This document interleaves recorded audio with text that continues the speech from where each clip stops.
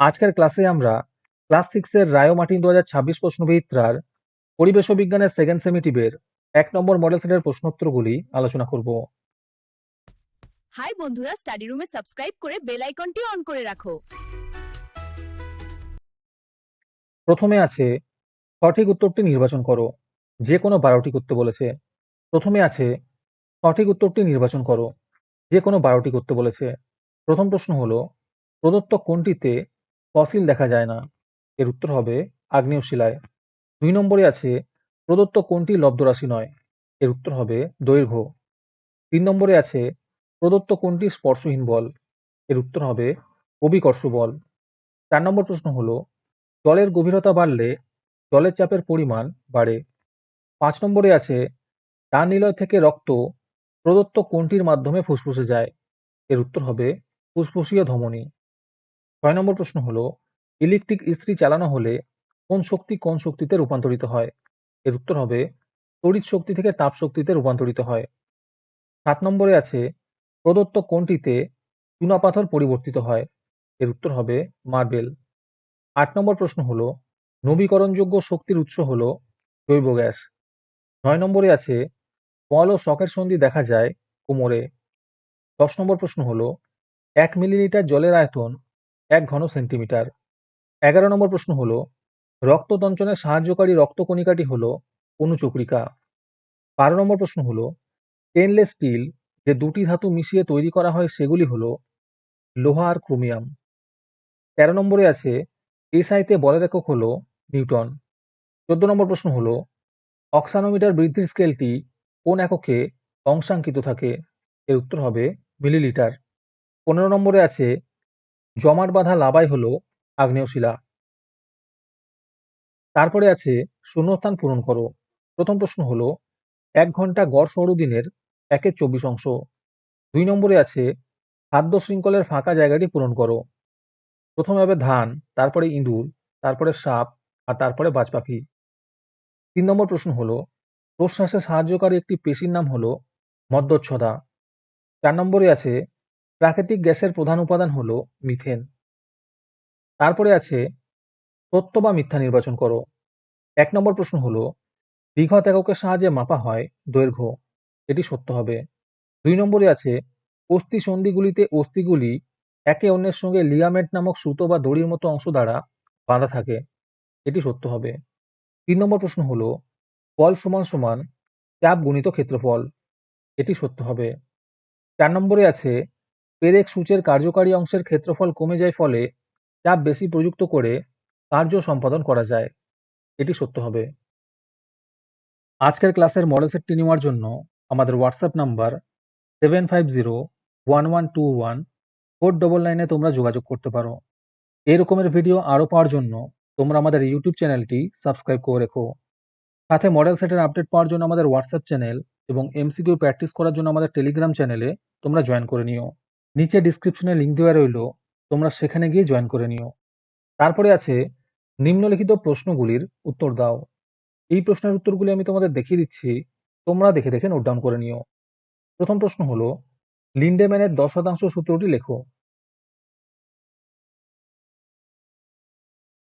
2 নম্বর প্রশ্ন হলো চৌম্বক মাহাত্ম্য বলতে কি বোঝায়?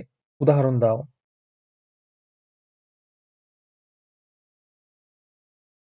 তারপরে 3 নম্বরে আছে নিম্নলিখিত প্রশ্নগুলির উত্তর দাও। যে কোনো দুটি করতে বলেছে। প্রথম প্রশ্ন হলো লোহা ও তামার একটি করে আকরিকের নাম লেখো।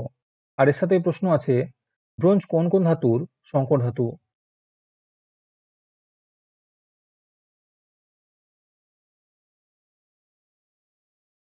2 নম্বর প্রশ্ন হলো এলপিজি ও সিএনজি গ্যাসের দুটি প্রধান পার্থক্য লেখো। আর এখানে লিখতে বলেছে উপাদানগত আর ব্যবহার, এই দুটো পয়েন্ট লিখতে বলেছে। 3 নম্বর প্রশ্ন হলো টিউমাস পাথরে ছিদ্র দেখা যায় কেন?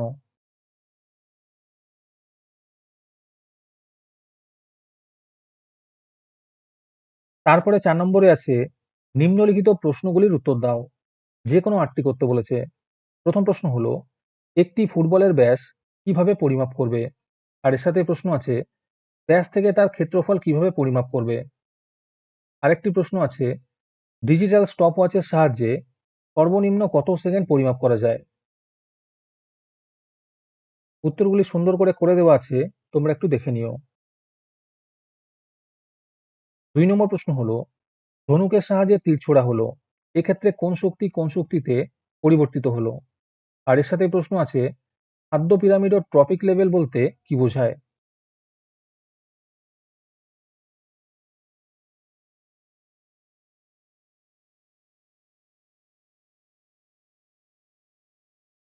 3 নম্বর প্রশ্ন হলো, তোমার একটি খাতার পৃষ্ঠা নাও, হাত দিয়ে খাতার পৃষ্ঠার উপরিতলে জোরে ফু দাও, কি দেখবে ব্যাখ্যা করো। আর এর সাথে প্রশ্ন আছে, এটি কোন নীতিকে মান্যতা দেয়? সেই নীতিটি লেখো।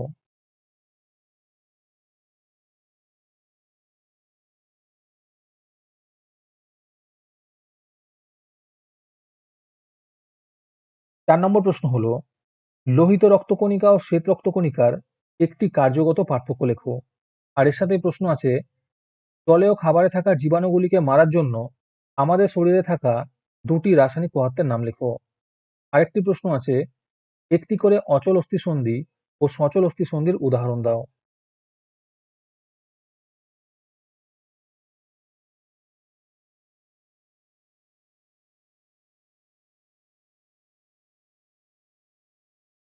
তারপরে 5 নম্বরে আছে, নদীর বাঁধের তলদেশ চওড়া হয় কেন? আর এর সাথে প্রশ্ন আছে, একটি ইট লম্বভাবে মাটিতে ফেললে ইটটি মাটির মধ্যে যতটা প্রবেশ করে, ওই ইটকে আড়াআড়ি ভাবে মাটিতে ফেললে সেটি মাটিতে কম প্রবেশ করে কেন?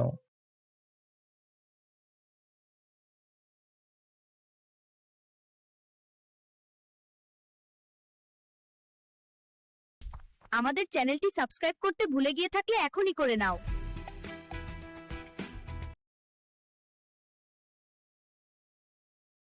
6 নম্বর প্রশ্ন হলো, ঘর্ষণ বলের একটি সুবিধা লেখো। আর এর সাথেই প্রশ্ন আছে, বল প্রয়োগে বস্তুর কি কি পরিবর্তন হয়, তার 3টি উদাহরণ দাও।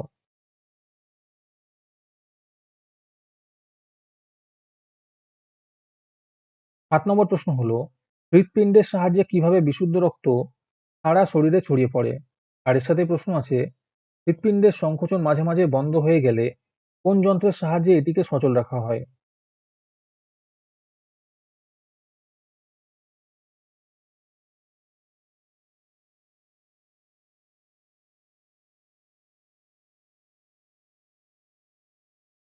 8 নম্বর প্রশ্ন হলো, একটি সহজ পরীক্ষার সাহায্যে বুঝিয়ে দাও জলের চাপ গভীরতার উপর নির্ভর করে। আর এর সাথে প্রশ্ন আছে, একটি বস্তুর উপর 25 নিউটন বল 100 বর্গ সেমি ক্ষেত্রফলের উপর প্রয়োগ করা হলো, প্রযুক্ত চাপের মান নির্ণয় করো।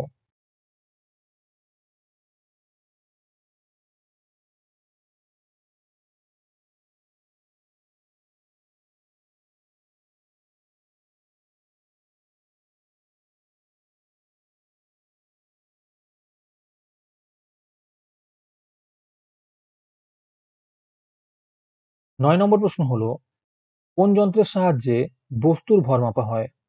আর এর সাথে প্রশ্ন আছে, দৈর্ঘ্য মাপার জন্য কিউবিট বা হাতের তুলনায় মিটার স্কেল বেশি উপযুক্ত বলে মনে করা হয় কেন?